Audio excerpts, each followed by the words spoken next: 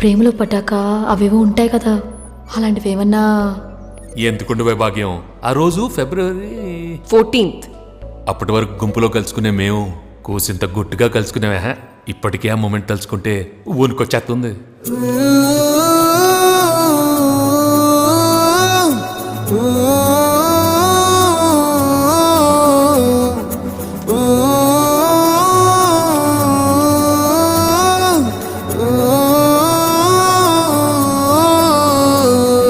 చిరు చిరు జల్లెల్లో పెదవులు తడిసాయే, తడిసిన ఇద్దరి పెదవుల పైన మెరుపులు మెరిసాయే. ఉరుముల చప్పుడులో ఉరకలు మొదలాయే, ఉరుకుతూ ఉండే తలపులనేమో బిడియములాపాయే.